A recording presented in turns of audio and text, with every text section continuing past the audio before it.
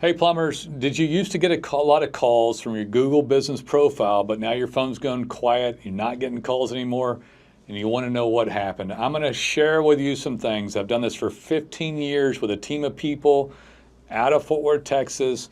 We have a lot of experience here, digital marketing agency combined with a software company. So let's start on a couple of things. For one thing, I want to back up and say, you don't cancel all marketing and only do the new, and you don't do ultra old stuff. But if you ignore things that are common today, you're going to suffer. So you still need a great website. You might not put up Valpak distribution anymore. You might not do TV and things like that, but your website's got to be pretty darn great. I see a lot of people putting up a trash website and they expect to show up at the top of search rankings. A lot of guys that are old timers too that showed up in the pack 3 start dropping because it just gets neglected. Now, another thing with that website, so much of that content can just flat out be spam. And so if you've got a lot of city pages up, a lot of blogs, or it's just trashed out, or you keywords in stuffed in the city too many times, or put multiple cities up, and you're doing content not for the consumer, but to trick Google, well, they're pretty smart nowadays. They've got a lot, I'd call it a sentient AI algorithm. You're not going to trick them anymore. So if you've got a bad site, it's going to harm you. You can't just do a one-sided thing and throw reviews in. You're like, I got a lot of reviews. You've got a poor user experience. They might like you a little bit if you've been around and you got a lot of reviews, but if you start falling apart on the user experience, there's going to be a problem. And you really nowadays want to tie in as much stuff as you can, like DataPins, and send signals that are quality without cheating. I call cheating links from sites out of the country, blogs that nobody wants to read and their right mind would read. I don't care if it was written by a human or ChatGPT. You just can't have bad content. It doesn't mean they don't want good brand signals and content, but it's got to be a great user experience like a data pin. So you're a whole brand. I'd encourage you to think about yourself like that. Your brand needs to be great. The signals need to be great. You need to follow basic Google Webmaster Guidelines. It's hard to explain all that to you. The basics of it is, don't try to write content for Google or cheat to get up in SEO rankings. Put up great digital brand signaling with a great base like a website and data pins, and start having something that's worthy to show to someone.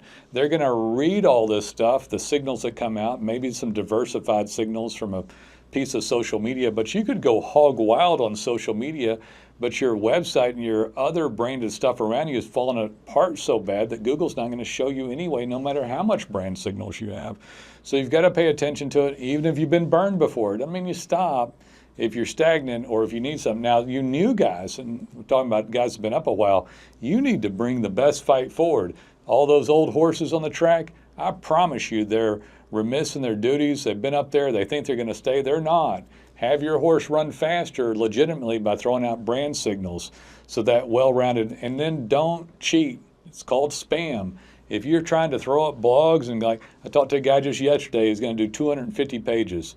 There's no way that you should be putting up 250 pages. Now, I might end up having 20 pages of services, but I'm not going to throw up anything like that, because that's just trying to curate content for the purpose of the search engine, not the user benefit. It's a small thought process change, but it'll keep you out of spam. We, of course, done this for 15 years and would help you with that. So that user experience combined with good digital brand signaling, not ignoring the website, looking at still reviews, yes, but other forms of multi-pronged signaling like DataPin is going to show where the job was located, even if they didn't leave a review, going to show what happened on the job, post it to the relevant page of content, expand content nicely with what happened on it, like we just replaced a Renee tankless water heater, pop that on the water heater page. That's great content instead of a blog saying 3 reasons to go from tank to tankless in St. Louis. That's horrible content, just as an example. So guys, careful on this.